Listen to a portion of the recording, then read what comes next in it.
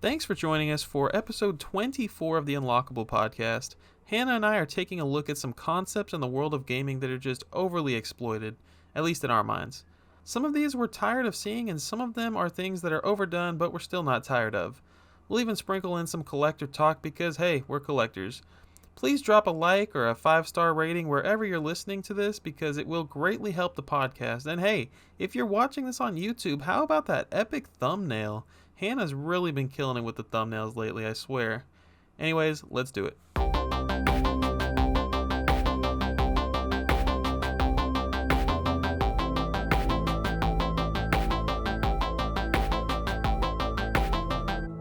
Welcome back to the Unlockable podcast. This is your January 2022 episode, the first episode of the new year. I'm Christian, and joining me as always is the Game Girl Advance SP herself.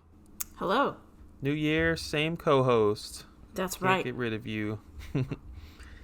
Have you, what's going on, Hannah? You been doing anything the last 6 weeks since we recorded? Well, school started again, so that's exciting. Which means studying. Like every episode, school starts. Yep. So that means lots of work, lots of studying, so that kind of sucks. But, yeah, it's not going so bad so far. What about you?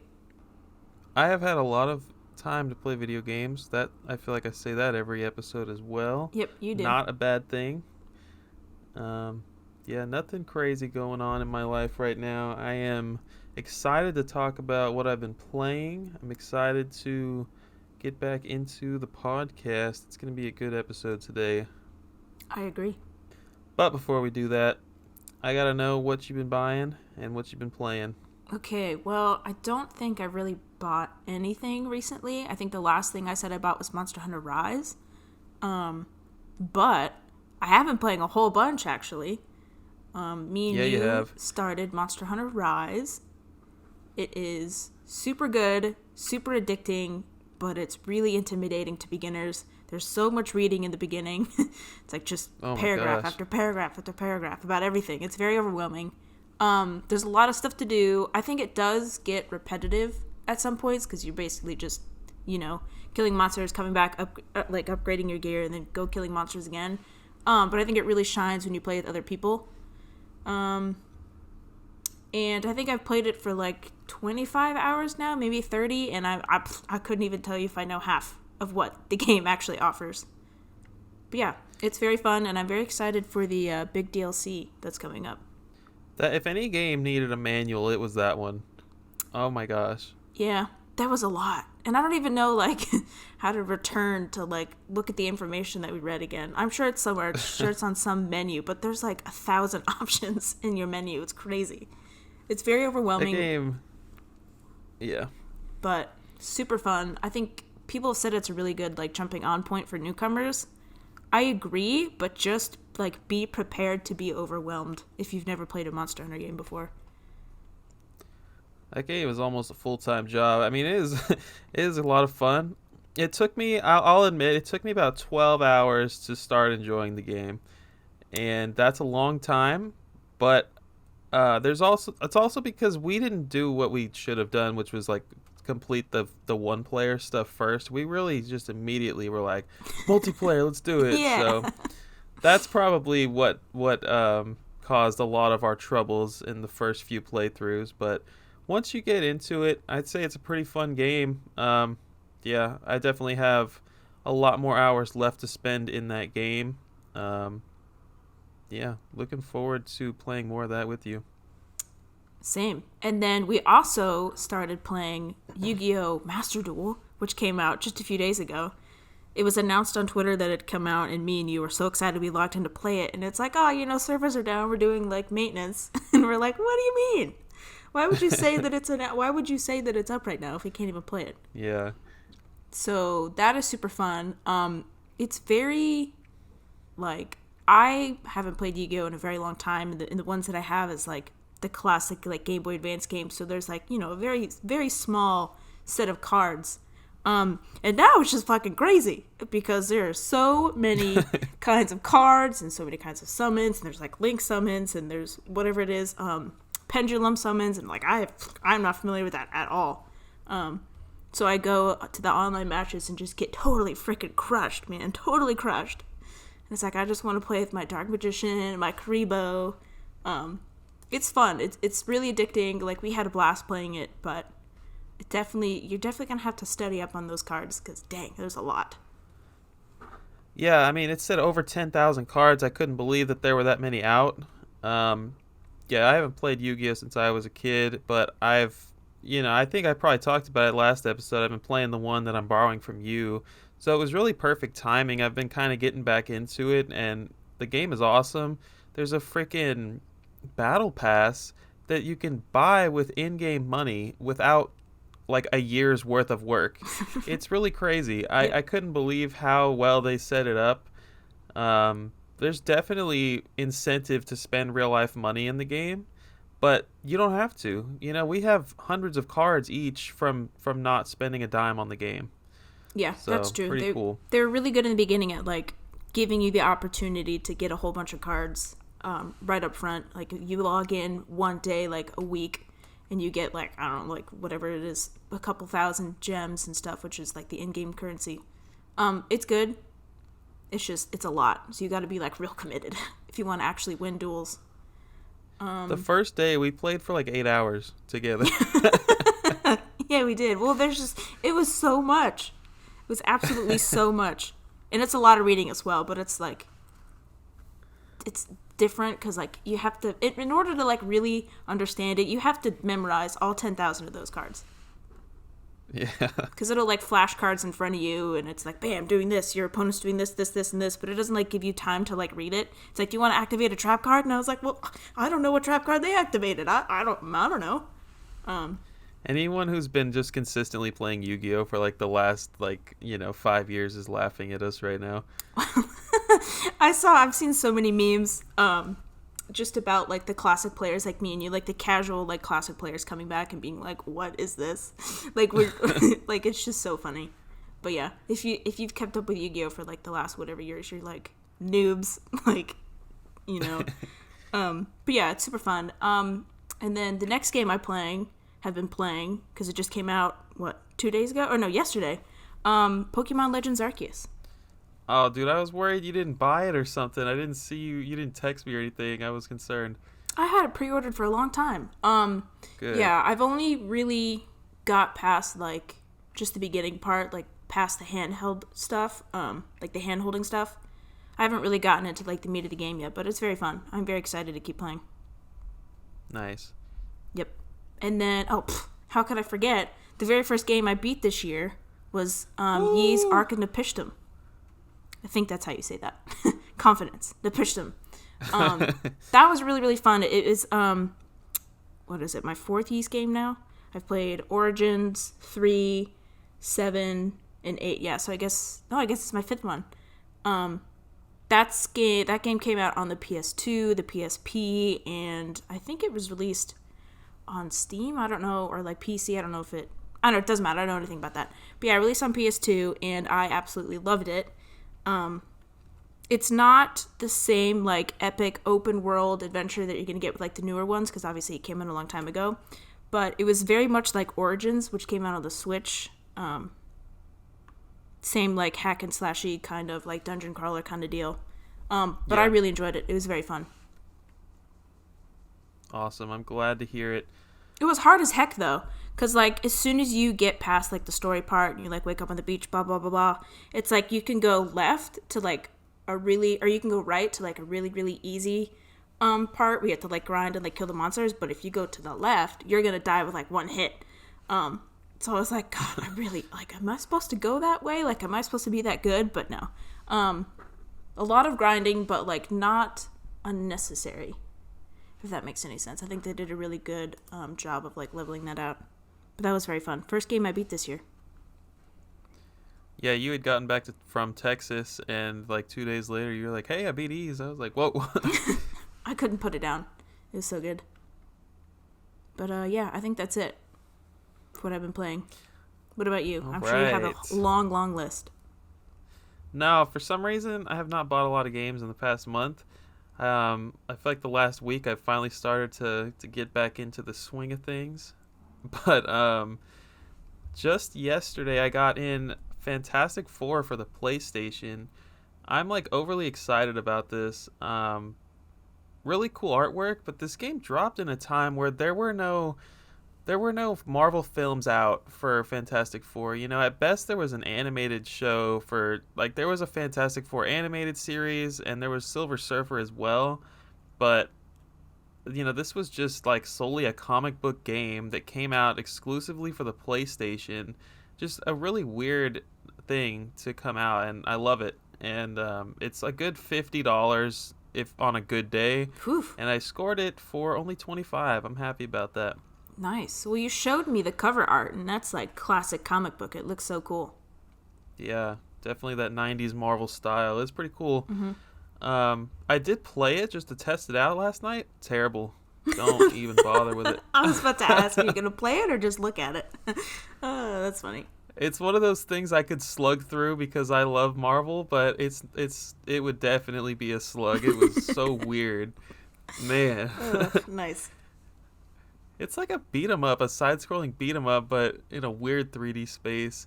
Also, She-Hulk's in the game. I haven't read a lot of Fantastic Four comics, but I think there's a point where She-Hulk is on the team. So that was interesting. Cool. I didn't know that. I'm thinking maybe that's how the MCU is going to start bringing in the Fantastic Four. I don't know exactly. Dude, we could have a whole episode just about Marvel stuff.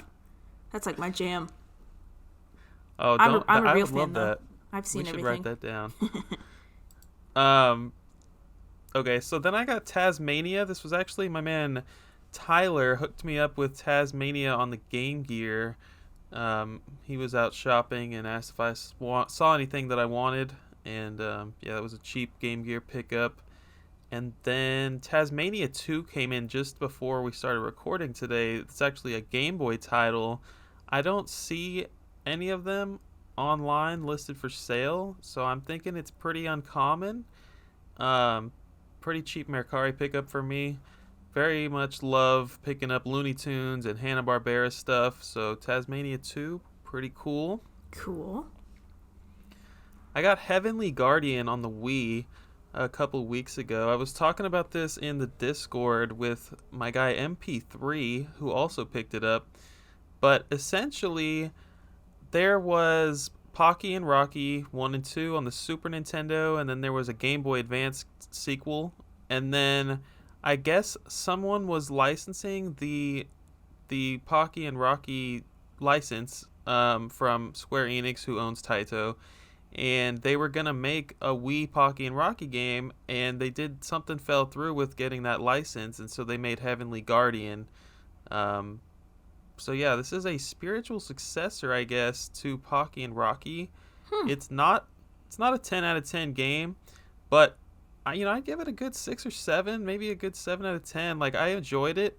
It's probably not for everyone, but it's a top-down shooter, and I think it's co-op, but it's kind of weird with the Wii Remote and nunchucks, so I would say pick it up on PS2 if you have the chance. But yeah, not terrible on Wii, and it's like $10. I had to pick it up. Huh. I did not know that. That's actually really cool. Yeah, very cool. I got Kirby Mass Attack on DS. I don't know why. It was cheap, that's why. Nice. Choo Choo Rocket on Game Boy Advance. That is a Sega Dreamcast sequel. And You Got Me Monster Hunter Rise, which we've already discussed. Sure did. Thank you for the Christmas gift. You're welcome. All right, and then been playing. We got to talk about Kirby Air Ride first of all, because that's how long it's been since we recorded. Oh my gosh, you're right. Hannah, you came into town, and we played some freaking Kirby Air Ride, and I got multiple text messages, I kid you not, about my opinion on the game.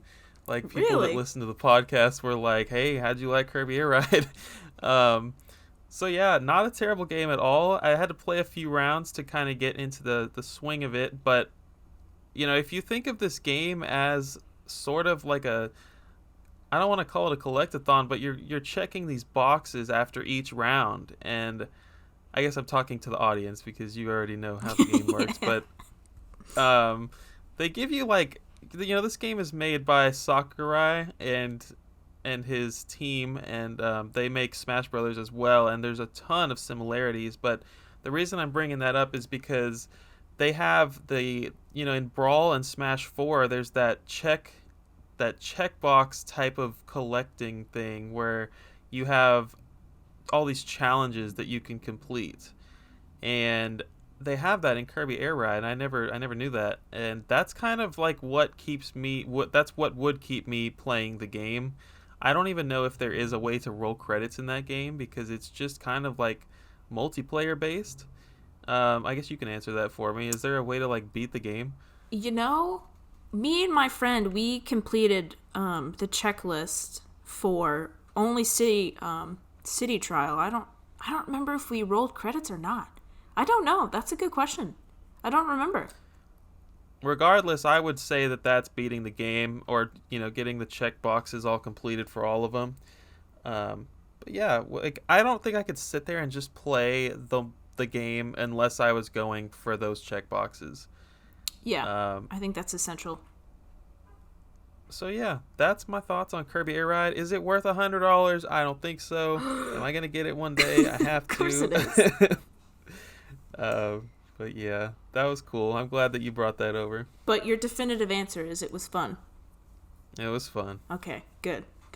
Oh, also, while I was waiting for you to do something, I also played WarioWare for the GameCube. Oh yeah. That was a blast. Absolutely Yeah, a blast. It just kind of throws you in, and you're just like, yeah, okay, I guess I got to do this. It's like mini games. It's very fun. I've never played a WarioWare game before. We're both very inexperienced with the franchise, but I could totally see myself playing the Switch game. Me too. That was very fun. Yeah. WarioWare is pretty cool. Mm-hmm. I've been playing Super Mario Brothers, the very original on NES. For what? And for what? Yeah. I've never beaten it. That's for what. Oh. So, I'm playing all 32 levels. I'm not taking the warp pipes, and this game's not easy. So, I play like once to twice a week on Switch Online with my cousin, and we're just playing 2-player where you take turns. And man, that game, no save points because I'm not that type of guy. It is not an easy game at all.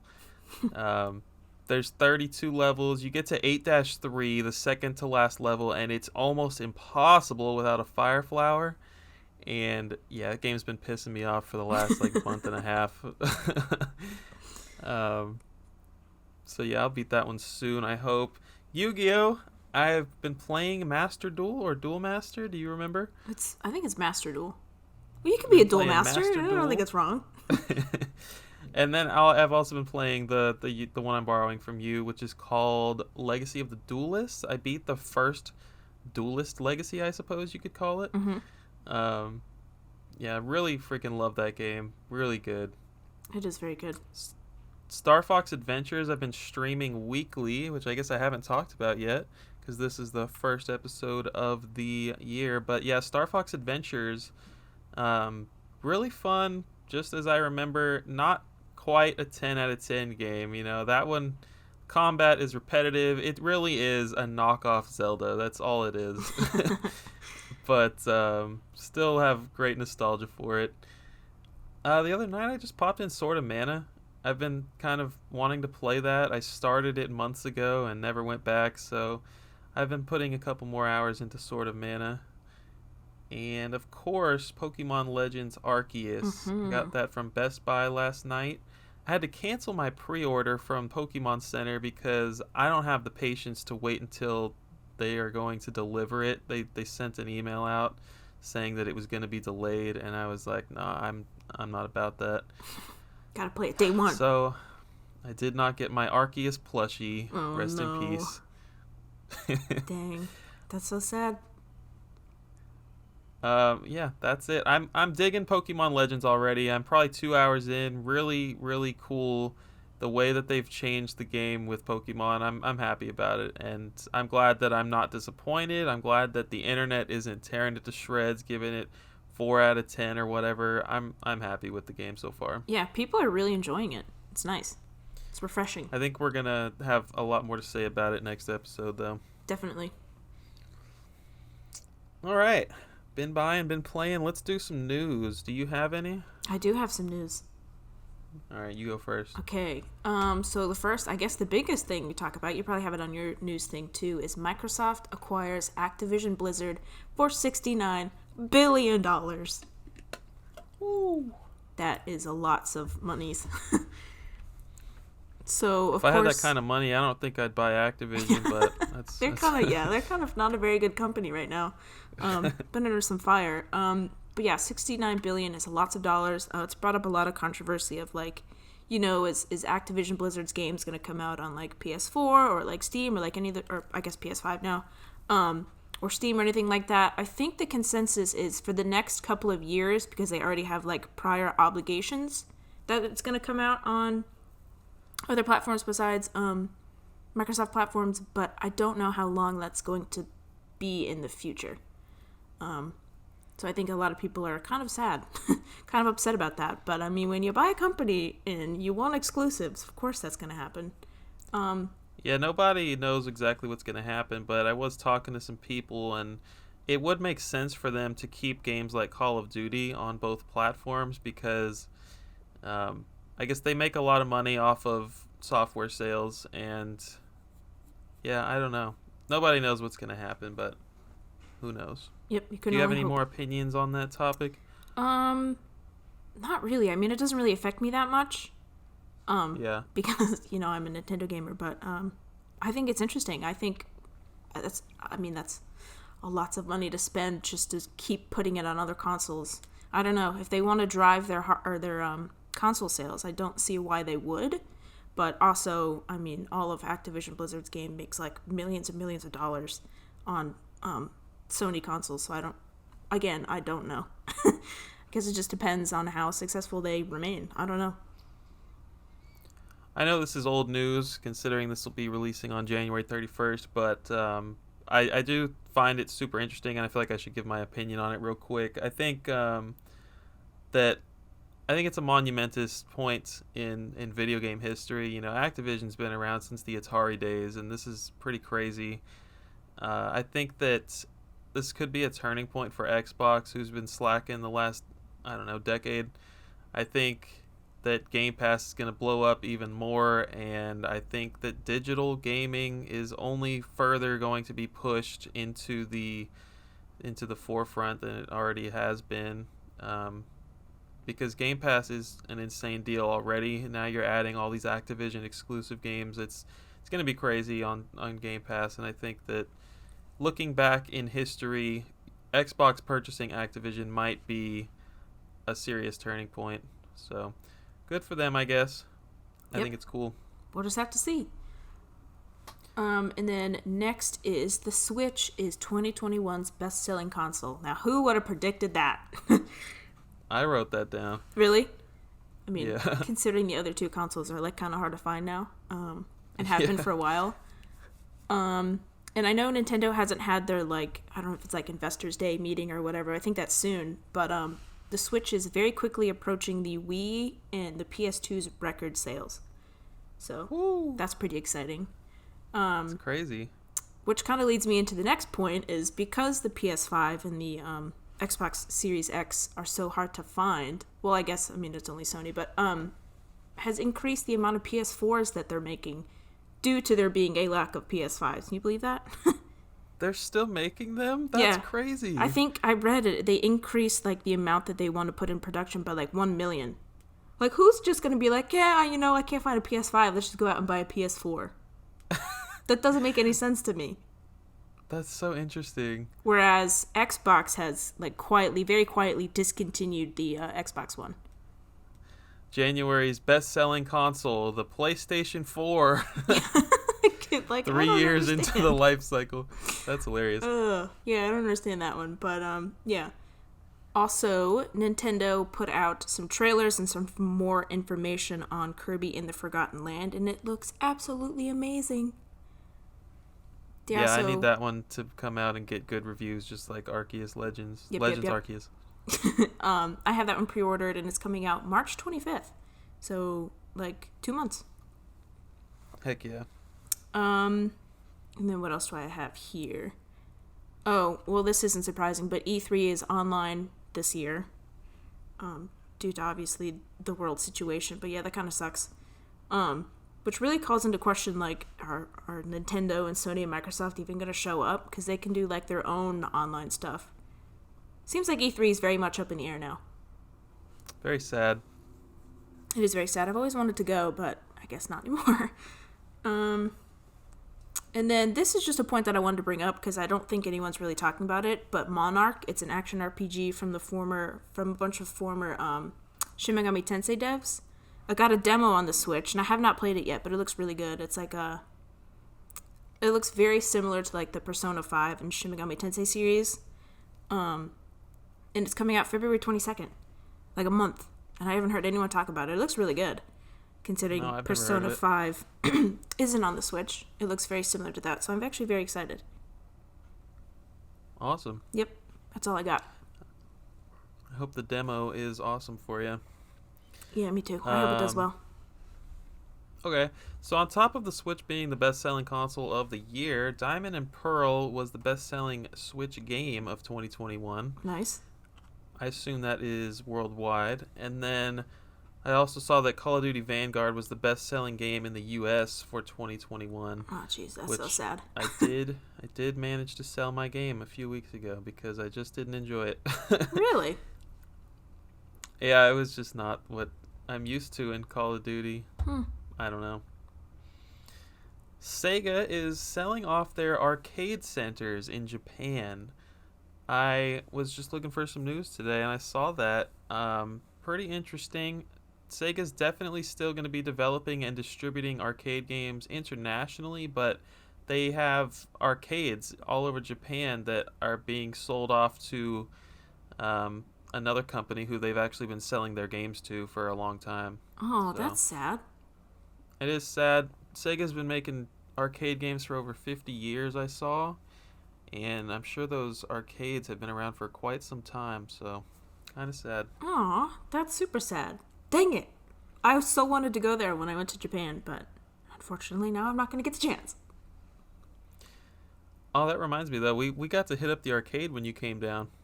Oh, yeah. I meant to add that freaking game with the frogs, the arcade game, to the bin playing, just to be funny. I was going to go look it up. It was like Sega's Jungle Cruise or something. Or is that a Disney movie? That's a Disney movie. It was something with the jungle, and it was a Sega game. It was freaking weird. I'm the sure voice no one's acting played was it so before. bad. It was fun though. Yeah, it was a good time. We whack frogs with paddles. Yeah, the Cidercade, if anyone's ever in the Houston area, really awesome place. That was awesome. Check out. I had never seen like 95% of those arcade machines. Oh, and then I broke the pinball machine. I got the ball stuck. Oops. That was a lot of fun. What else? KO the Kangaroo is being remastered. Have you ever heard of this guy? Yes, actually. Yeah, I played a game on PSP growing up, KO Challengers, but other than that, man, this dude, it's so weird that he's getting a remaster to me. Yeah. Apparently he's big in Europe. Is he big in Australia? And then the last thing I read was Xbox bought Activision, as you mentioned. Yep. Microsoft is big. Take over the world.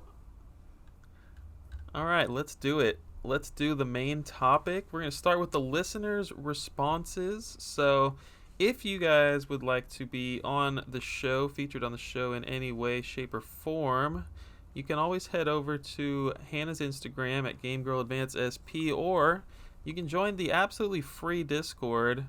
And yeah, we always want to give you guys an opportunity to be on the listeners' responses section of the episodes. Mm-hmm.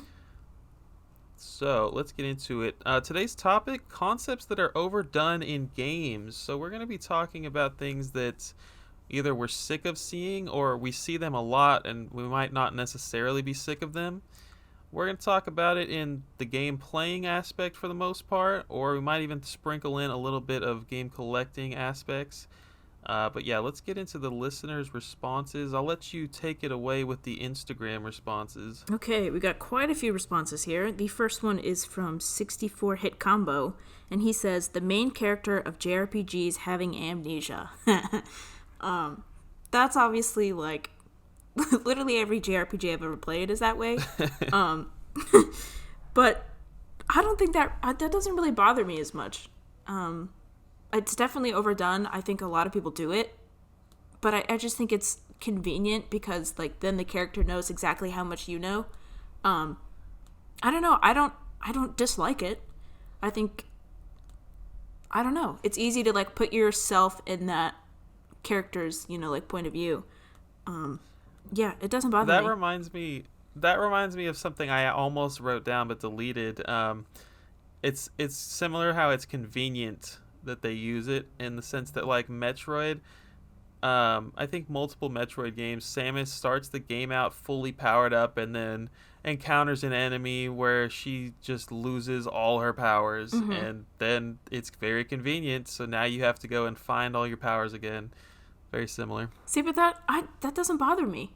I mean, how else would you do it? That's why I deleted it. Her just be like a total badass in the beginning and just, kill everything. Like, that's no fun. I can see probably, I don't know, in a game where it doesn't make any sense, but Metroid, I think, is a good example of where it does make sense. And then along the same line, chunkymonkey.exe also says, like, the blank slate, which I think is kind of similar, which, again, doesn't bother me. I mean, like, my favorite series ever is Legend of Zelda, right? He's a silent protagonist. He's a blank slate. You can put yourself in his shoes. Doesn't bother me. But a lot of companies do it. So I see why it's overdone. It just doesn't bother me personally. Yeah. And then PogGame _ collector says the chosen one trope. Again, JRPGs, that's like the only thing, like, that they do. Like, Xenoblade Chronicles, like, obviously, Shulk is, like, the chosen one, right? He's the only one that can handle the Monado. And then same thing with Xenoblade Chronicles 2, like, Rex is the only one that can handle Pyra and, like, that blade. So I don't know. I mean, same thing with Zelda. I mean, Link is the chosen one, right? He's the one that can build the Master Sword. Again. Yep, and only Mario can save Peach. Yeah, it doesn't bother me because that's just like in every single game that I've ever played. My favorite games have that trope. I can see why people don't like it as much, but again, it's in every game that I love, so it doesn't bother me. And then, let's see. The Lucky Woodworker says, too much focus on combat and not on the story. I can see, I don't know, to me, like, Monster Hunter Rise, like what we've been playing, has a lot to do with combat, but I don't necessarily think that's a bad thing. That's a great example. It does have story elements, but it's not like, oh my gosh, like, it's a parallel dimension and blah, blah, blah, blah, blah, something happens, and then, it's just like, there's monsters terrorizing the town, and, you gotta go kill them. That's a great example. But I think that Monster Hunter Rise, you need a really good combat system. You know what I'm saying? Like, it just depends on what, the developers want the game to be. Do they want to be focused on story, which there are certain games that are like that, or do they want to focus on combat? I guess it just depends on the genre. But yeah, that doesn't bother me as much. Same. And then Cloud9Tendo says, the concept of every game has to have a story, even if that means having a boring one. Huh. That one doesn't bother me, but I can see it being overdone. Like, if you're talking about, like, a sports game or something, or, like, Pong having a story, obviously that doesn't need to have a story. Or, like, Frogger, or something that's, like, super simple gameplay like that. I can see it not needing a story, but, like, I don't think having a story, even if it's a boring one, is, like, a bad thing. Like, we all know... You gotta throw something in there. Yeah, we all know that Mario, it's, like, the same thing. Peach gets captured, blah, blah, blah, blah, blah. But I don't think that, like, takes away from the gameplay or anything at all. You know? Yeah, I'm with you on that. Frogger's a great example. It's like, that one didn't need gameplay. I think the one that I have on the Game Boy Advance, which you said is, like, I don't know, the most owned Game Boy Advance game. I can't remember what it's called. That one has a story too, and I don't think it's necessarily, like, necessary, you know? Yeah, for sure. I couldn't even Yeah, remember I've played through that game. what the story was, even if you asked me about it, and I've played that game a lot. Probably saving a princess or something. Yeah, you're probably right. And then finally, I have a cartridge gamer says crafting. Stop making me make stuff in every game. Which I support that. Good answer. I don't mind crafting. I mean, again, I bring up the example of like Monster Hunter Rise. That's like all about crafting, right? If you don't have that, then there's no point in like killing all the monsters and stuff. Like you have to go to the blacksmith with the materials that you collected by killing monsters. That's like the whole point of the game. I'd be fine with. No, you're right. For Monster Hunter, it makes sense. So I can see where games where it doesn't make any sense.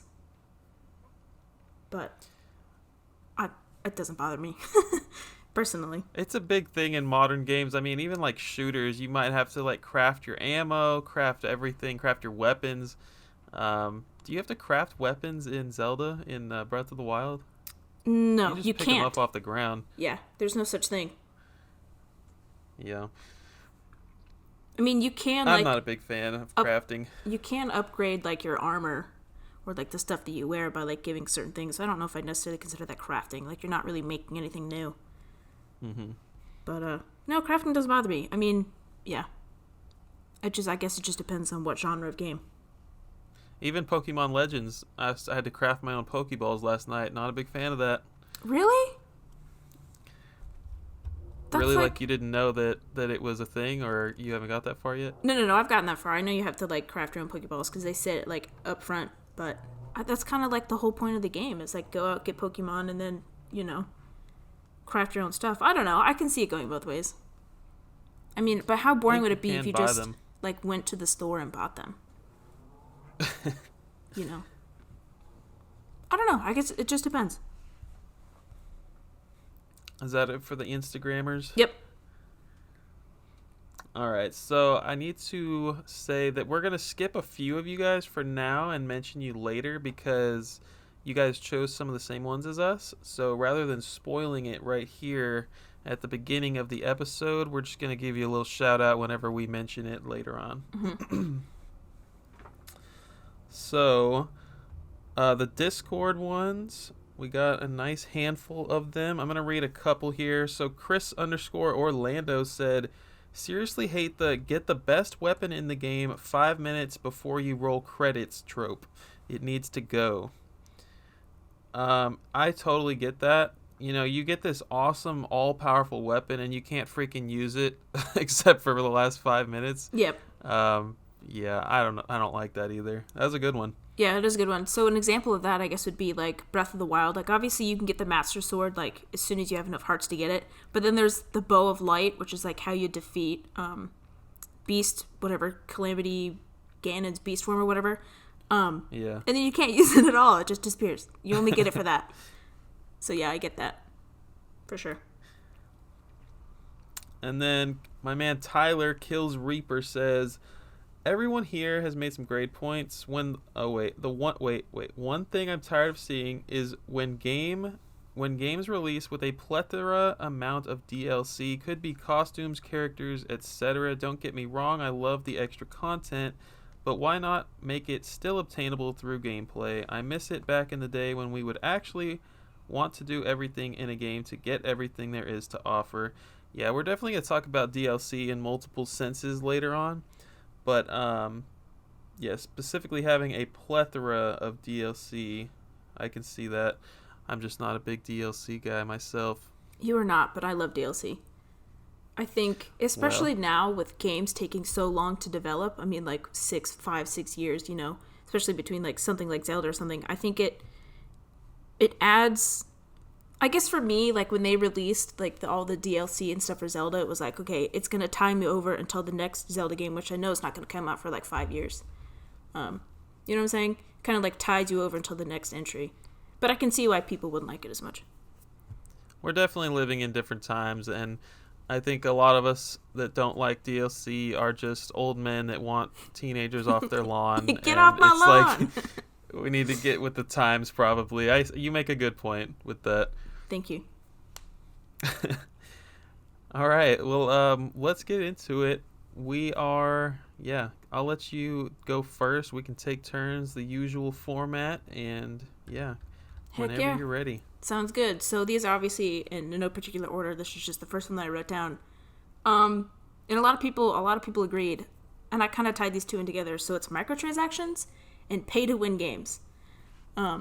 So actually, JW Jax the Third on Instagram also said microtransactions, transactions, and pay-to-win games. So microtransactions is obviously something that's only really arisen since games have been like online and you can like actually pay money and stuff for them. Big examples are like literally any EA game ever. There's FIFA, NBA, 2K, whatever, 14, 15, whatever it is.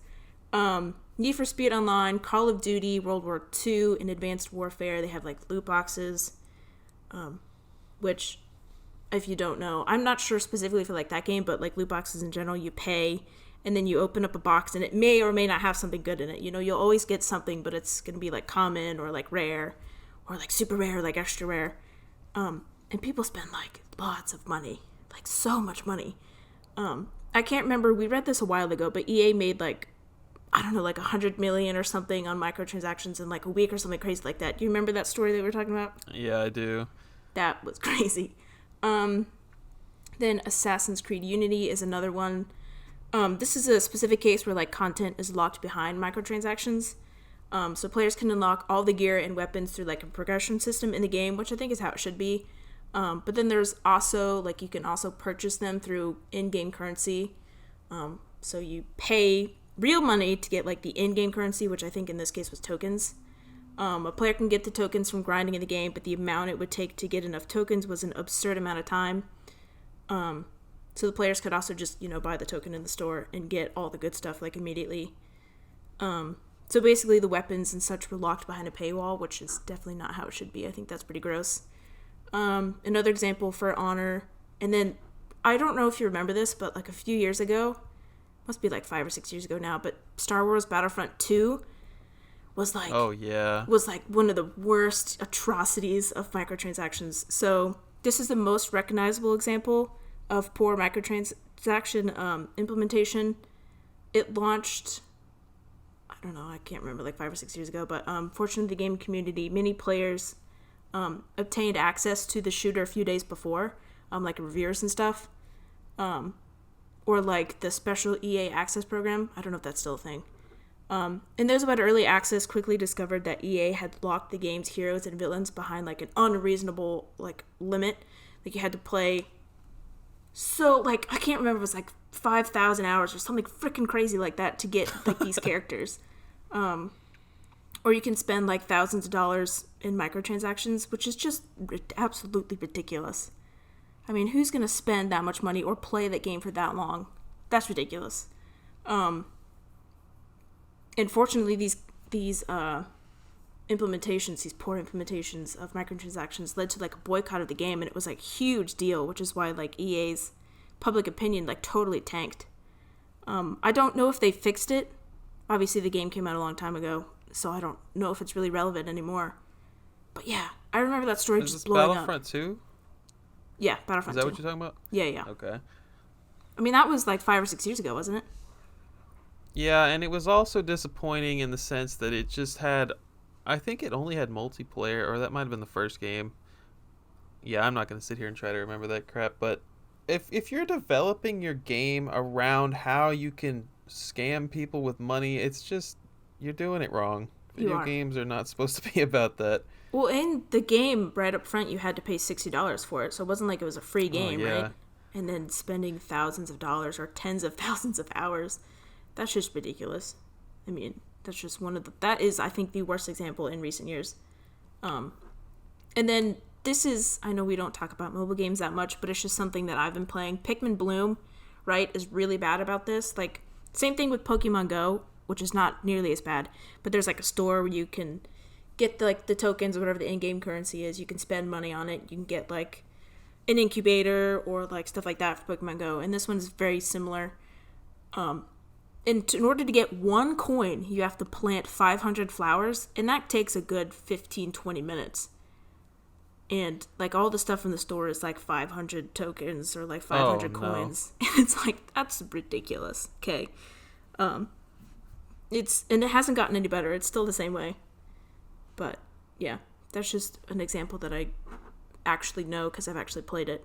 That's crazy. I mean, they want you to spend money. I mean, I guess it's a free game, so it's not, I didn't have to pay for it, but still, that's a ridiculous amount of time. Mobile gaming is probably to blame for what we are experiencing now because no one... I've barely ever, maybe I never spent money on a mobile game or app. And so, the idea of free-to-play became really popular, but, you'd have to have ads for the company to make money. Mm-hmm. Well, you're not going to have ads in your freaking video game. Thank God we haven't seen them yet. But you're going to have...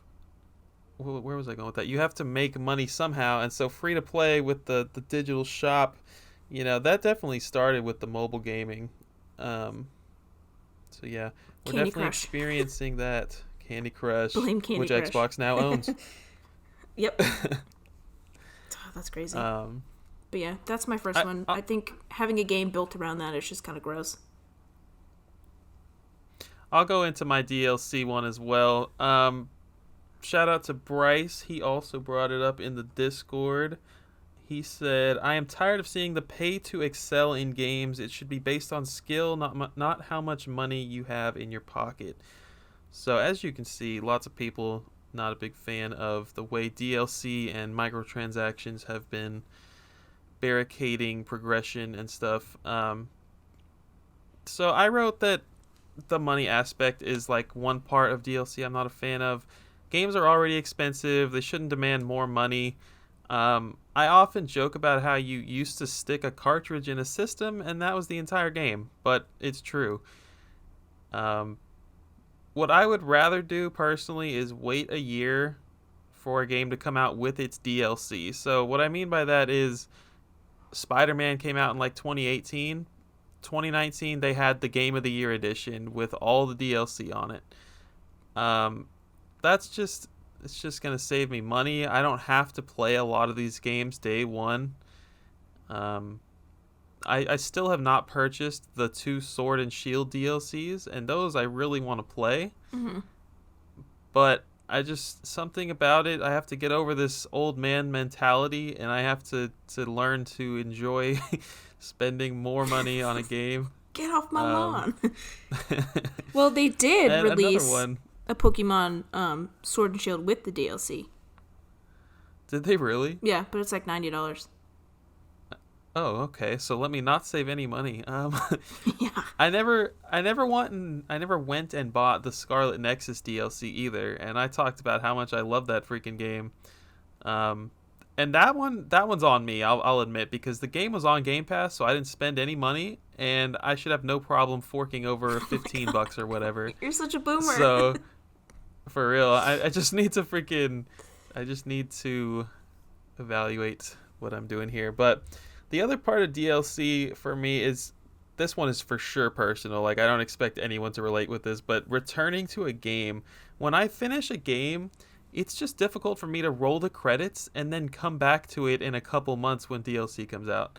And that's gotta be because I have almost 2,000 games that I could pick up and play at any given freaking time. So I'm constantly just like, okay, I finished, I don't know, Star Fox Adventures. That's a bad example because I've definitely beaten that game already. But anyways, I've beaten this game, and now I need to go and experience something else I've never experienced before. So it's just hard for me to come back to a game on top of spending more money on it. I don't know. Definitely a personal thing. I think you were the exception. Because you have so many games and most people don't. Most people only pick up, 5 or 6, maybe 10 games a year. Okay, they're not picking up like a gajillion. But with the way that Game Pass is, I think that's going to change. I think that a lot more people are going to be feeling, you know what, I can't even say that. People still buy the heck out of DLC, so. Yeah, I think you're the exception there. I love returning to games, especially ones that I really, really liked. I have no problem returning after rolling credits. I mean, geez, I've played Xenoblade Chronicles 2 like at least 3 times, all the way through. And that was after they had come out with the DLC. I went back and just played it all again. It's like 100 hours I put into it because of the DLC. Definitely the exception here. Yeah, old man. Get off my lawn. That's it for me, though. You can go. Okay, my next one is Battle Royales. Okay, that kind of ties into microtransactions because a lot of Battle Royales are free.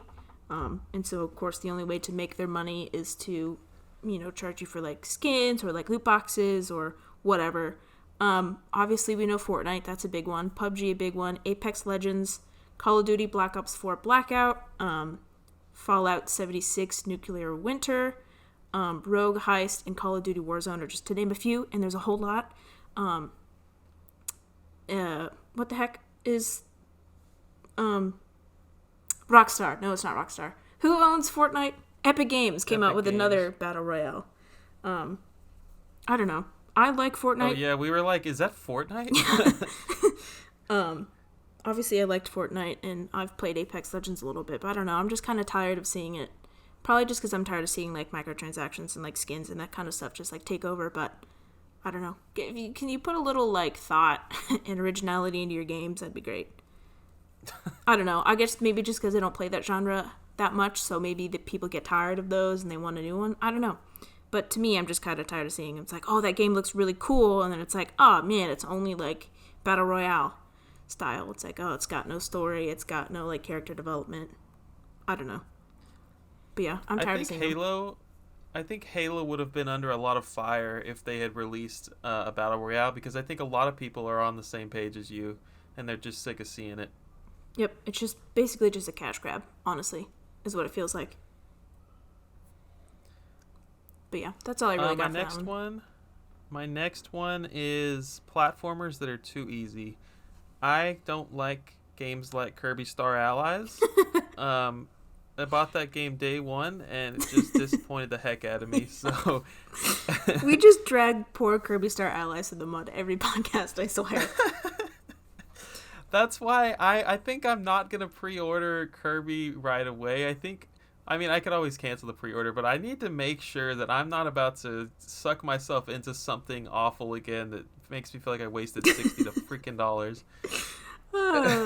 Yeah, I'm laughing because I had that on the same list as well. I had not just platformers, but games that are way too easy just to be easy, or like games that are geared toward like a child audience and that are just way too easy. It doesn't have like difficulty settings like, oh, you can put it in easy for the kids, but then do like difficult or hard or whatever for people who want more of a challenge. But yeah, I also put Kirby Star Allies. I wonder if Star Allies had a difficulty that I should have put it on hard if they had it. They obviously did not. No. Okay. I think that was one of the main issues with the game. Well, Kirby actually just popped in my head. I didn't even write that down as an example, but I wrote down New Super Mario Bros. Games. I understand that those are like for you to play 4 players, and they're just your typical like casual gamer, sit down, play with your girlfriend or whatever, but I think that they could also have a difficulty setting. Now that you mention it, I think that you could make that game into a hard mode and it would be better. Not to say that those games are bad. I love all of them. I haven't played the 3DS one. I hear that one's stupid easy. But like one of them gives you an invincibility cap to wear or something. Do you remember that? No, I don't. Whenever you die too much. Yeah, it's like if you die like 10 times or something, then like they can send Luigi in or something. I don't remember it, and I tried to Google it before the episode and I couldn't find it, but there's something stupid easy about these games whenever you die too much. And they already give you opportunities for hundreds of lives, so I'm not about it. The game takes pity on you. See, when I play those with my friends, though, I don't remember them being particularly easy. But I think if you're playing it by That's because you're jumping on each other and killing each other. It's awful. awful. Yeah. I think if you're playing it by yourself, though, it's ridiculously easy. But, I mean, my friends aren't necessarily gamers, or they weren't when I was playing with them then, and it was very difficult. It's definitely a great party game, a great game for you and your friends to sit around and play if they're not hardcore gamers or whatever. Yep, I agree. But still, it can be difficult, but I think it can be really easy as well. I wrote New Super Lucky's Tale. That's a 3D platformer from like the last 4 or 5 years I've played through it again with my significant other, and it was just way too easy. But I don't know. It's just not for me. I wrote examples of difficult platformers in recent years, so the opposite ends of the spectrum. Celeste, really tough. It's only like 8 levels, but man, that game's going to put you through the ringer. And then Bloodstained Curse of the Moon is like a Castlevania spiritual successor with a lot of that Castlevania difficulty tied into it. So some people are out there doing it right. Very true. My turn? Yeah. Okay. The next one, who Lightenevs on Instagram also said is a overdone thing, is zombies. Zombies are freaking everywhere, man.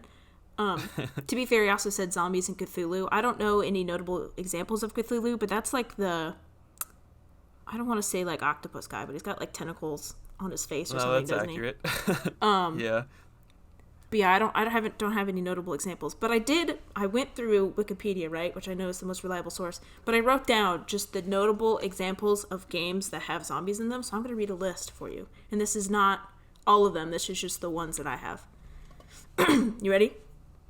I'm ready. List of zombie games, starting with 7 Days to Die, All Zombies Must Die, Alone in the Dark 3, Call of Duty Black Ops, and Zombie Mode. And I learned that most Call of Duty games have like a zombie mode, which doesn't make any sense, okay? Because Call of Duty is like historical wars. I don't remember any zombies, being in any wars. Anyway, I digress. Days Gone, Dead Effect, Dead Island series, Dead Space, the Doom series, Dying Light, the Evil Dead series, Ghosts and Goblins, Half-Life series, The Last of Us series, Left 4 Dead, Medieval, Plants vs. Zombies, Resident Evil series, State of Decay series, Stubbs the Zombie, Unturned, The Walking Dead, World War Z, Yakuza Dead Souls, Zombie Army series, Zombie U, and Zombies Ate My Neighbors. That is lots of zombie games.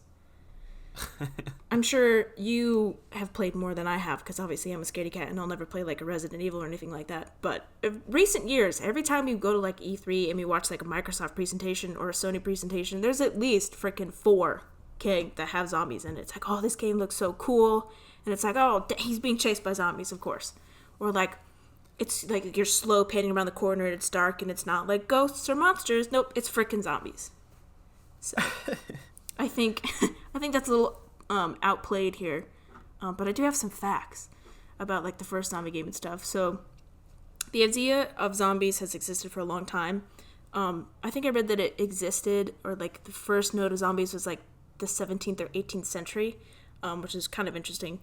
And then of course it's been like in freaking fiction movies and science fiction movies since the 40s and stuff. And then in my lifetime, I don't know like what exactly took off, what made the zombie genre take off, but in my lifetime I know movies like Dawn of the Dead or the parody Shaun of the Dead or Zombieland or shows like The Walking Dead have kind of just like carried on that zombie legacy and really caused it to explode in the last 10 to 5 years.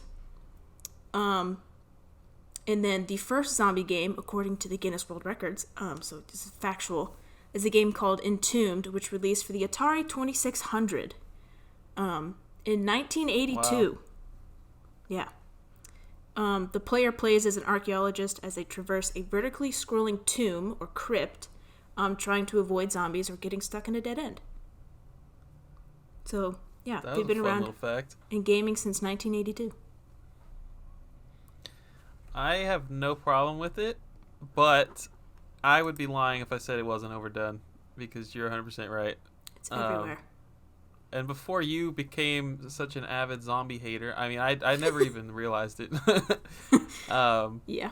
But you're so right. And, they're not, like, when you think of zombie, you think of, like, a cartoonish, like, green-skinned, risen from the dead type of, like, I don't know. That's what I think of. But when you play Resident Evil, it's just a human that's come back to life, and it's freaking horrifying a lot of times.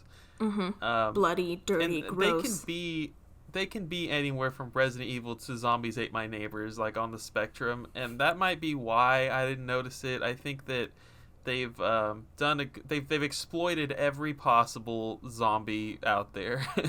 Yep. And yeah, I think it's done. I think we could go a good decade without any more zombies, but we won't, because Resident Evil exists. Yep, especially because some of the most popular games have zombies in them, so it's not going away anytime soon. But I just thought I'd point out all those games, because you don't really, like you said, you don't really notice until like you think about it. You're like, oh my god, that did have zombies, or oh my gosh, that's literally just all zombies. But yeah. I'll probably be picking up a game called Dying Light 2 next month, so that will definitely be filled with zombies. Nice. Now that you mention it. Mm-hmm.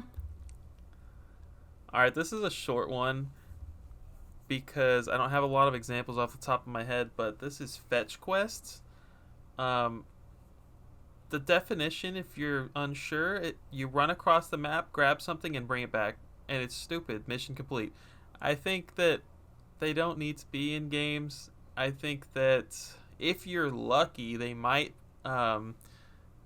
push the story forward a little bit, but it's just lazy development, to tell you the truth. See, I gotta disagree with you, man. You're not going to disagree when I bring up my example, but go ahead. Okay. No, I'll listen to you first. Then I'll disagree after. This is a very extreme circumstance here, but this is the reason why I'm not a big fan of Wind Waker. It's because you have to go look for 8 Triforce pieces where they could have just put in 2 or 3 more dungeons into the game. I can't stand sailing around on the freaking ocean looking for these stupid Triforce pieces. The first half of Wind Waker was pretty awesome, and the second half ruined the game for me. Huh. Well, you know how I feel about Wind Waker, so I don't necessarily disagree. I've never even gotten to that part, actually. Okay. But yeah, I can see that would be annoying, but I think they fixed that when they released it on the Wii U a little bit. It's not so bad. They did. But yeah. No, I disagree, though. Especially for someone who plays a lot of JRPGs or like RPGs in general, that's kind of like one of the major quests or like side missions. Like an example is Xenoblade Chronicles 2. Like you go to these different places, right? These different towns and stuff, and they have this thing. Can't remember exactly what it's called, but it's like a community level. And if you do a certain amount of quests or like missions or like help people out and stuff, like you raise the level of the town. So things like prices of items that you buy goes down, or like you get more missions or like stuff like that. And I think if you implement a system like that, it makes a whole lot of sense to like actually sit down and like do all those missions. It can be like, I need a certain rare item from this monster, like can you kill it? Or like I need this plant, you have to like rummage it up from somewhere. So I don't think it's overdone. I think it's kind of a concept that you need in like JRPGs, because like that's how you unlock things, or like they give you money or they give you certain items that you need to craft something else. Like weapons or like upgrade your armor or stuff. So no, I don't think it's overdone. I think it's necessary in some games. But Wind Waker, I can see where it's annoying. That is a fair point. I don't even have any counter argument, but that you made a good example there. Thank you. Okay, my next one, which I think someone also said in the Discord, is pixel art graphics. If you want to shout out that person real quick. My man V Capone, let me pull it up and see what he said. He said, probably controversial, but I'm tired of seeing new games coming out with the 8, 16, 32-bit pixelated graphics style. Like, these are new current gen games. Why not try something new and different with the art style? It just seems overdone, in my opinion. I agree. So I went and I said, I love pixel art games. Like, I think some pixel art games are some of the most beautiful games I've ever played. Like I said, Minish Cap on the Game Boy Advance is like the most beautiful, pixel art game I've ever played. But obviously it's pixel art because it kind of needed to be, right? There's a limitation on the system. Right, that's not what we're talking about. Right. But I much prefer like unique art styles. Like I have a few examples here. I have Hollow Knight, Gris, Cuphead, Little Nightmares, Untitled Goose Game, Akami, or like Bug Fables and the Everlasting Sapling. I think those unique art styles are awesome, especially things like Cuphead and stuff, where it's just so unique and different. I haven't really seen many people do it. And so I also have popular games that came out that are pixelated that obviously have come out in like the last 3 or 4 years. Octopath Traveler, Shovel Knight, Carry On, Celeste, Hollow Knight, Stardew Valley, Undertale, Terraria, Owlboy, Blasphemous, Hotline Miami, Crosscode, and Katana Zero. And then so I have some like pixel art history here. Obviously, it was very common in the NES and Super Nintendo days for obvious reasons, the limitation on the consoles, blah, blah, blah. But then when we made the jump from 2D to 3D, games like Super Mario 64, Ocarina of Time, or even like Spyro and Crash, pixel art kind of like completely disappeared because, 3D graphics and stuff, polygons and stuff are like the next big thing. And so why has pixel art become popular again? I think a lot of people just attribute it to like nostalgia. So they think like the good old days, like, you know, the classic games. It's very much attributed, pixel art is very much attributed to like old classic games that people just, you know, are nostalgic for. They're like, that's what I want. I want it to return to the good old days, which I think was a big selling point for a game like Octopath Traveler. It's like a return to like classic turn-based RPGs, and everyone's like, yes, that's awesome. Even though that game is beautiful, I don't think it needed to be that way. I think it could have had like a really unique art style. But yeah, and so I think it's kind of like this cycle that a couple games did it and it was like revolutionary, right? They're returning to like the old classics and stuff. And then now companies see that it's popular, so now they're making more pixel art games. So it's like a cycle. Does that make sense? Sure. It became popular and now it's just going to keep going on because people know that those games sell well. But yeah, I'm tired of seeing it. I mean, some of the games look really beautiful, but I think unique art styles, in my opinion, are better. There's no doubt that they're better. I didn't even notice that it was a reoccurring thing so much. You definitely brought it to the forefront for me, and like Shovel Knight is like the big one for me. Like for me, it seems like 2012 is when this resurgence really started, and Shovel Knight kicked it off for all the indies. And yeah, I don't have a problem with it. I think it's cool, but there's no way that I could say that it's not overdone, just like the zombies thing. Yep, it's everywhere. Well, on the topic of indies, it's at this point where anytime I hear the word indie, my brain jumps to Metroidvania. And so my next one is, it seems like every indie game is a freaking Metroidvania. Very true. And if they're not Metroidvanias, then they're roguelikes, whatever the heck that means. This isn't a thing that bothers me necessarily, despite my tone of voice right there, but I will say it is overdone. I just think there's a point where there was a point where Metroidvanias were few and far between, and now that everyone can easily make a game and put it on a digital marketplace, they're just everywhere. Yep. But some of the most important and iconic indie games of the last decade are definitely Hollow Knight, Dead Cells, and Axiom Verge. Mm-hmm.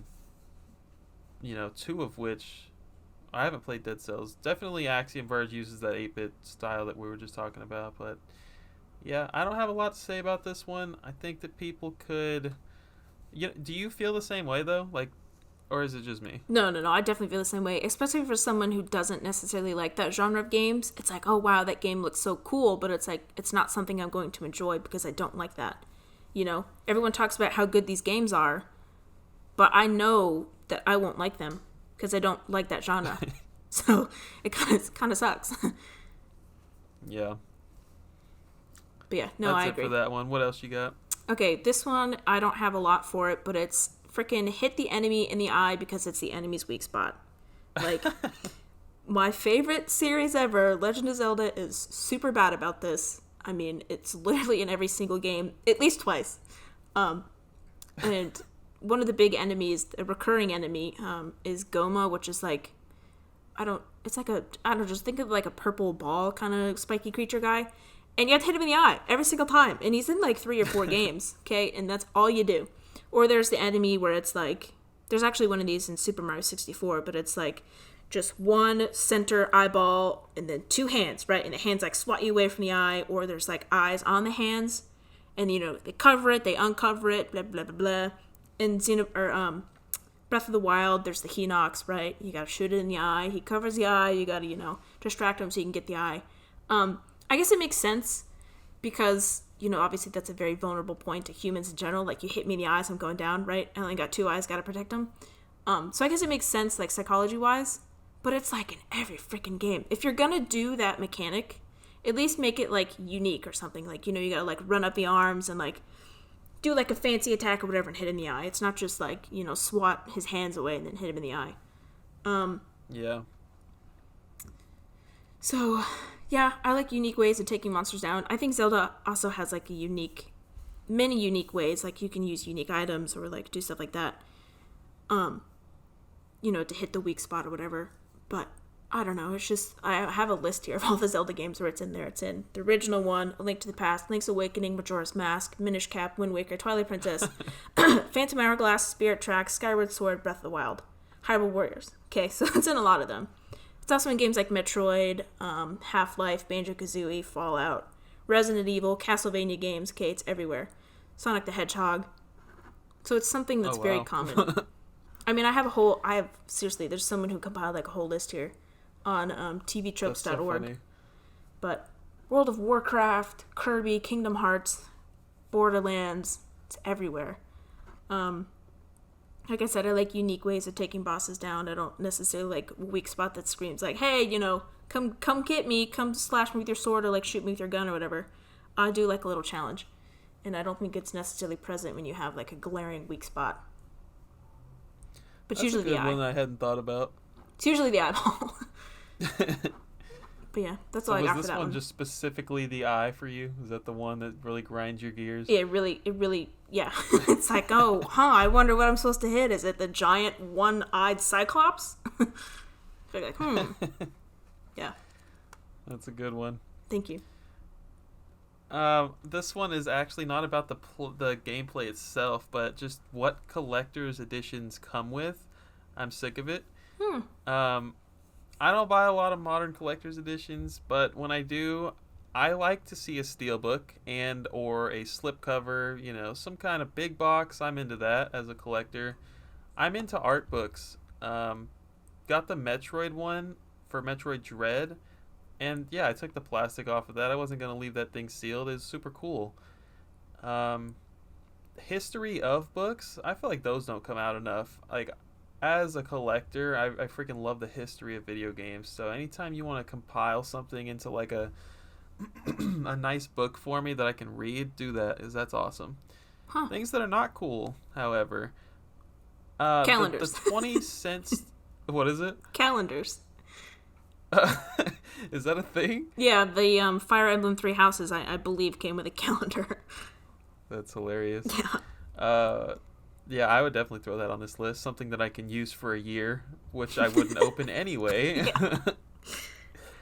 Alright, so things that are not cool that fall into this category. Plushies. The biggest one I think of for this is Celeste. Came with a giant strawberry, for Switch. Yeah. I don't want that on my shelf. Art cards. I'd rather have an entire art book like I mentioned. Don't give me some freaking postcards, some freaking art cards. I don't want that crap that is never going to be used. What am I going to mail someone a postcard in 2022? Uh-huh. Soundtrack CDs, those are kind of cool, but at the same time, no one is opening that to pop it into their radio and drive to work and listen to. It's just not something... Hold up. Hold the phone, bro. Hold the phone. Okay, so... Skyward Sword, when it came out on the Wii, it came with a soundtrack, and I had that in my car for years. Years. And I got it when I was like 16. Okay. That's hilarious. Yeah. I've notoriously listened to, like, every single day at work, I listen to different video game soundtracks, but I've never once popped in the Super Smash Bros. 4 CD to listen to. Okay. To be fair, that was before, like, Pandora or, like, Spotify was, like, a thing. Oh, that's fair. So, I'm that old. Well, you're older than me, so you'd understand. But, yeah, I had it in my car for a while. I took it out, though, because now it's just on YouTube and stuff.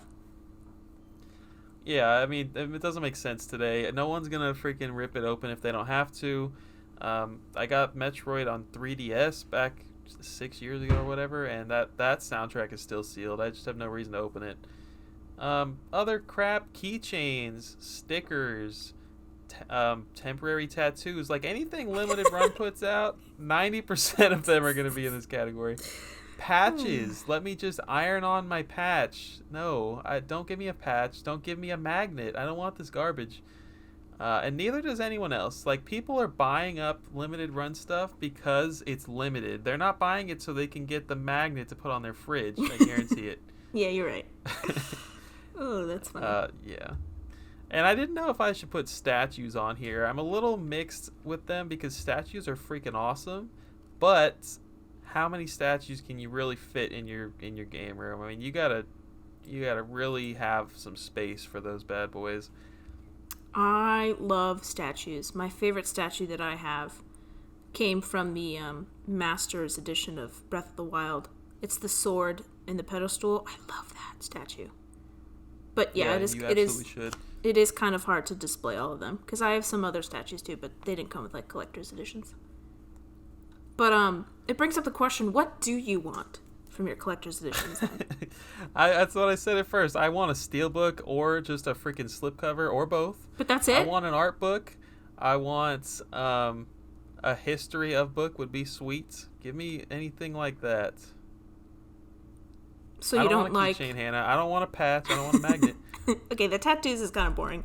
But I like the stickers. Okay, you know what really bothers me though is I like steelbooks, right? But I also want it to come with like a normal case so I can put it on the shelf because steelbooks are ugly as hell. Okay, when you have just the spine showing, that's ugly.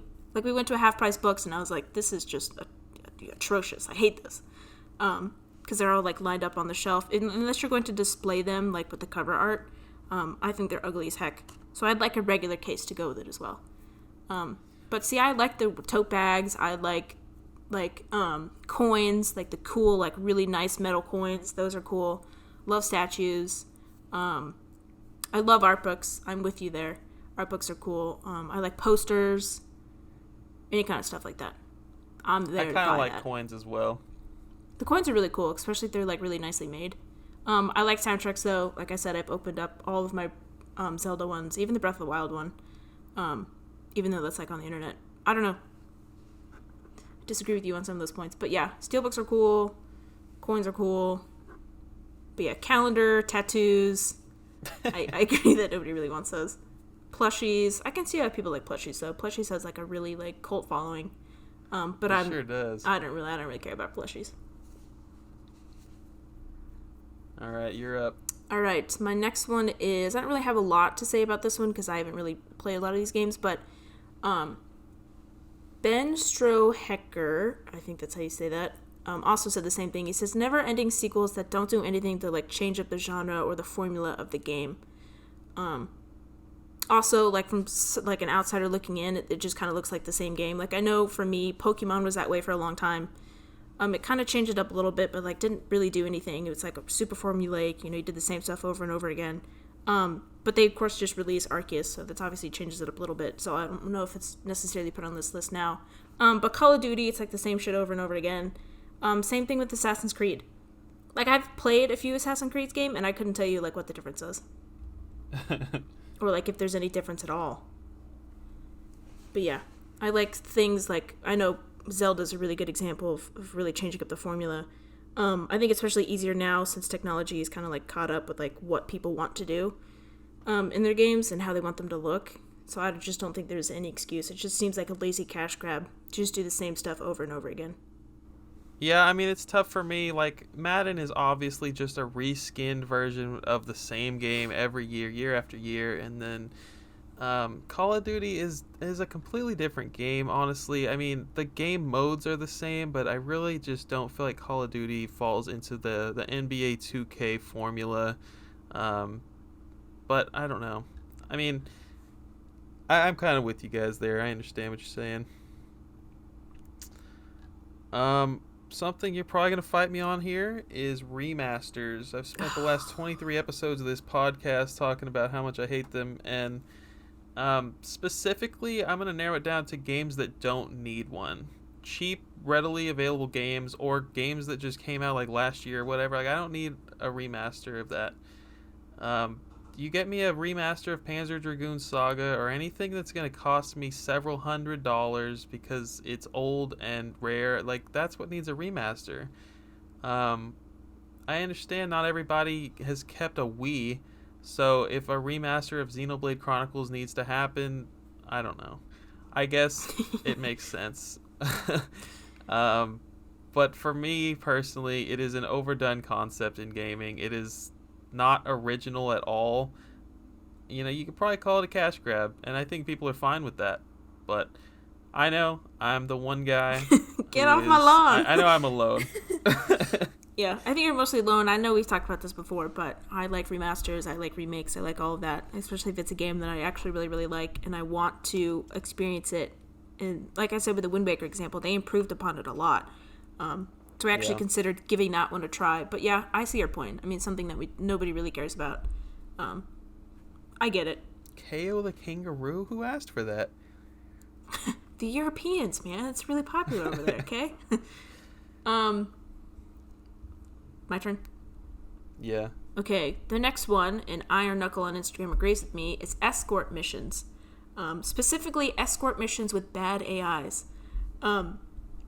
So the most notable example, I know you haven't played it, but the one that sticks out in my mind the most is there's multiple Escort Missions in 007 GoldenEye 007 on the Nintendo 64. We have to freaking escort, I think her name's Natalia. And she's just seriously like a bullet magnet. So I was looking this up prior because I couldn't remember how many levels there were where you have to like escort her, and I swear it's like in every land. And this is an excerpt from Rare Gamer, but I had to read it because it just made me laugh so much. So it says, protect Natalia, in quotations. 2 words given from the mission title that strikes fear into GoldenEye gamers everywhere, and for good reason.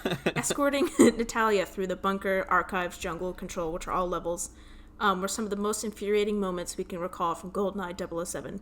Harboring some sort of death wish, the second-level programmer would disregard her own welfare to take brisk strides into enemy fire or align the back of her head with Bond's gun barrel at any opportunity. In later missions, Natalia would wield her own firearms to take out Janice's, which is the bad guy's, henchmen, through turning the weapons up to her own face before firing. Might have made things a little more painless. Above all else, protect Natalia would have been more appropriate for the suicidal Soviet if it were protect Natalia from herself. This is an excerpt from Rare Gamer, but I think it's just so good. That's amazing. And it's so true, because there's literally nothing that you can do. As soon as she like steps in front of you, she starts running like directly towards the enemies, and you're like, hold on! Like you're trying to be all stealthy and like, but she's just like, bam, I'm gone. I'm gonna get shot. And apparently this is like a really common occurrence in Rare titles. I looked it up. It's in Blast Corps, it's in Star Fox Adventures, it's in Conker's Bad Fur Day and Perfect Dark, which are also a lot of Nintendo 64 games, so I guess it was really popular back then. And the only reason why I thought of it is because there's an escort mission in Arkham Nepishtim.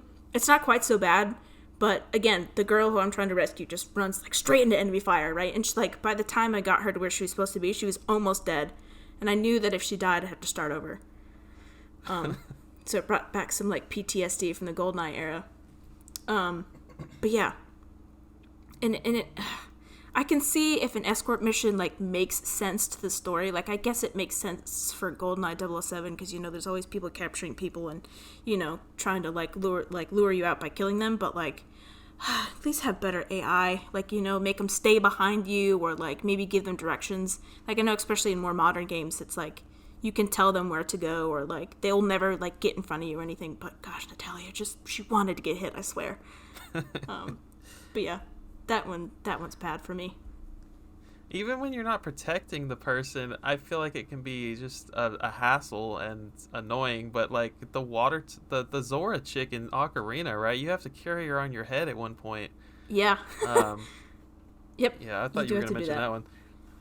Oh, and then this is not necessarily like an escort mission, but it just popped in my head real quick. In Monster Hunter Rise, there's like in every level, there's like a delivery thing where you have to like pick up an egg or like pick up some ore and transport it back. And you can't put it down to do anything. You also can't like increase your stamina or increase your health. You're just open to all these enemy attacks. And I know it makes sense for that game, but gosh, is it frustrating. I'm not even convinced that we're doing that right yet. I feel like we need to spend some more time with it. I don't know. I've tried on many occasions. Well, there was one level where it's like you have to transport an egg, and if you fall too far, you drop the egg, and it's like, oh no, the egg cracked. And it's like, oh, really? Have to start all over. But yeah, I think we can do away those unless it like actually is essential to the story, to the plot. But yeah. This is the last one for me, and then I just have like a quick honorable mention, but collections of games that seem to come out in every single console generation. So I'm the type of guy that you're already laughing. I'm the type of guy that kind of likes to buy these. But the problem is we don't need the same, 20 games from Namco Museum brought to every console generation. I've played Pac-Man on the Wii. I've played Pac-Man on every platform. Just bring me the same thing, but with more games.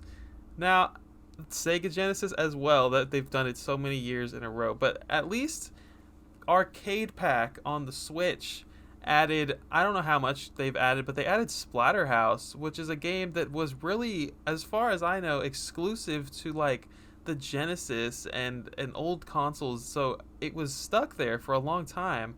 But hey, they brought it back on Arcade Pack for the Switch. So like that's what I'm talking about. If you're gonna do it, just keep adding content. Another one from the Genesis collection. It includes Gunstar Heroes now, a really just like awesome run and gun that a lot of people were happy about. And then we need new collections. You know, like for a while there, it was, you could use the excuse like we can't handle all these games from the Saturn or whatever, or the Dreamcast on one disc.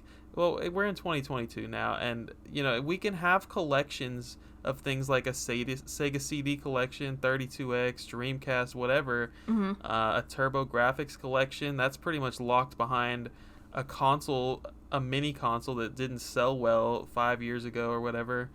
You know, I think the world needs more collections like this, but I think they need to not have the same games every time. Like. You don't want to see Pac-Man? Well. You want to see Pac-Man again for the 1000th time? No, I agree with you. I think that's probably a good thing. I also just like collections in general, besides like the Pac-Man example. Like I really like the collections of like classic Mario games that used to come out like on the Wii and stuff, or like the anniversaries, or like the Kirby collection I have on the Wii. That's like how I experienced a lot of the Kirby games for the first time. Love collections.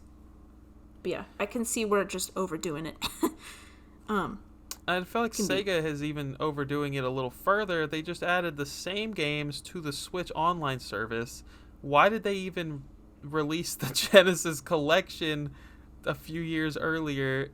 You know what I mean? Like, now you can play Sonic in way too many ways. It's a little ridiculous. I agree. I definitely agree. I don't know what they were thinking there. I think that was probably, I don't know, maybe Nintendo like approached them like way later on after they'd already released that, and they're like, well, yeah, I guess.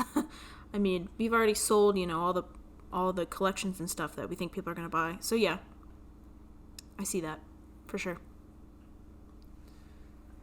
All right. You said you're out already? Dang, man. So my next one, I'm kind of torn on this because it doesn't show up in a lot of games, but it just bothered me as of like recently. So it's coins and lives, and how like you can spend coins to get more lives. So one of the major examples for me is like Super Mario Odyssey, which came out on the Switch a couple years ago. I think you've probably heard of it. And there are way too many coins everywhere. Okay, I know the worlds are like really big, like coins, you know, they reward you for like exploring and like going to different places, using your hat to like jump off of buildings and blah blah blah blah. But they're just like everywhere. I mean, same thing with the moons. Moons are everywhere too, but that's a different issue. And so there's like no consequence for dying. I think when you die, it like you lose like 10 coins and you just spawn right there, right where you died. But in like Super Mario 64, like you had 3 or 4 lives and you could get more in a level if you needed to. But when you died, it was like game over and you returned to like the last save spot. I don't know. I just like that there's a consequence for actually dying. It's some of the older games. Yes, absolutely.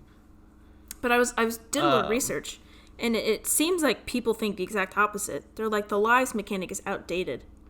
It's like, I don't think so. Not at all.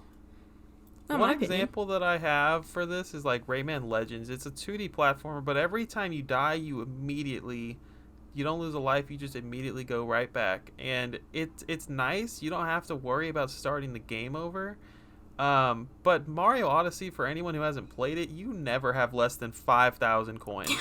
and you lose 10? Like, why was that even... What? There is no penalty for dying in that game. Yeah. So I guess... I don't know. Maybe it's one of those boomer moments that I'm having here, like, you know, get off my lawn. But, I don't know. I like the consequence for dying. I like there being like, oh, you know, I have to actually do well in this game to, you know, progress. But Mario Odyssey was just really easy in a lot of ways. Especially, you know, this is a different thing because there's so many coins, but you can actually, like, buy moons. You just buy them from the store. Like, you need 65 or whatever to get to the next level, you can just go buy them. I think that was like so stupid. But anyway, I digress. It's a different thing. Different podcast. Alright, you want me to keep going? Go for it. Okay, so my next one is backtracking just for the sake of making the game longer. I hate it.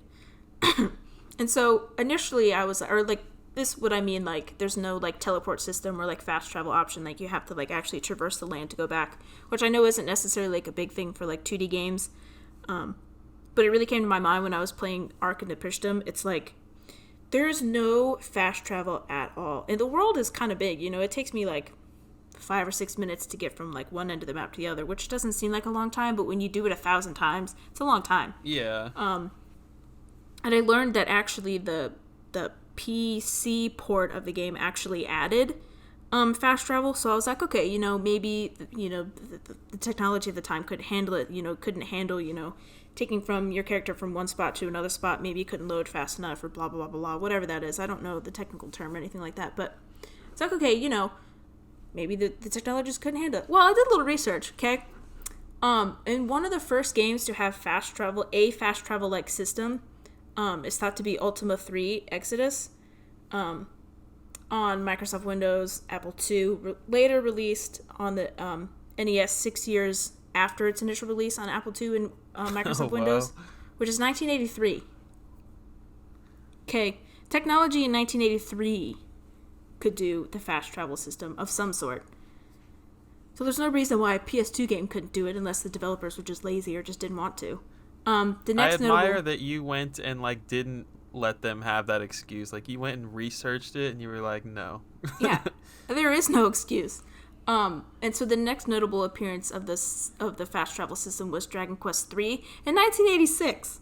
Okay, so that mechanic has been around for a very long time, and obviously the systems of then could handle it. You know, I think they could handle it now. The PS2, wasn't that like really impressive for the generation, like Definitely. For real? And so if it's not in a game, it just seems to me like they intentionally left it out to make the game longer, like artificially longer, or they're just lazy and they just didn't want to. You know? So that bothers me. Yeah, like, absolutely. Yeah.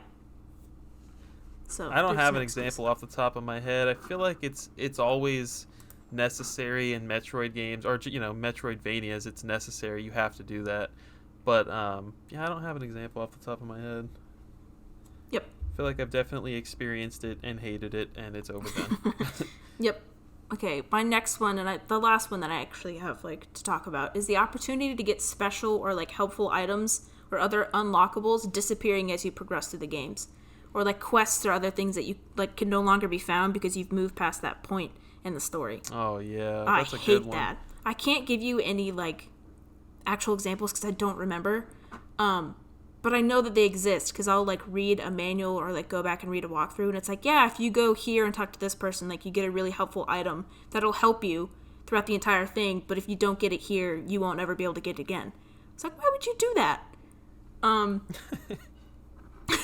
hate that, and I can't give you a good example. I can only give you a good example of like when it does it right. So again, Xenoblade Chronicles 2, there's different titans, like different lands or whatever that you can teleport to and fly to and blah, blah, blah, blah.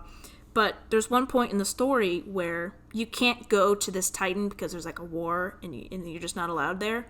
So all the missions and stuff that you were supposed to do over there, you can now find someone else on another titan, and you can still do all those missions.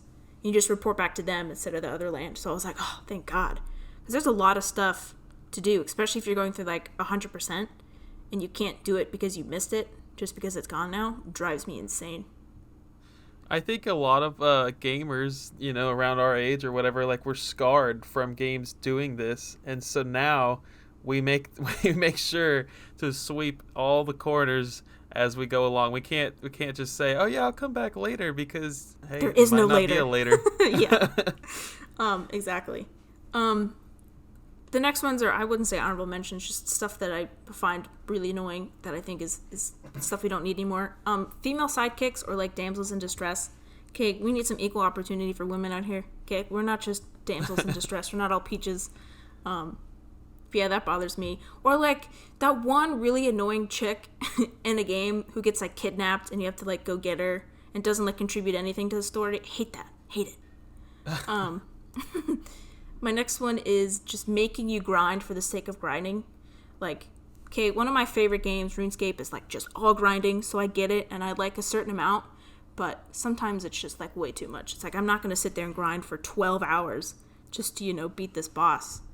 I don't mind it a little bit, like maybe an hour or two, or like, but I like it where it's like actually implemented into like the leveling system. Like if I'm on, a certain level, like obviously the enemies are more powered up because I've progressed through the story, but I like it where, it's just like not unbalanced. Like I don't have to sit in that one area for like 6 hours just to gain like a level or two, I like it like implemented into the gameplay.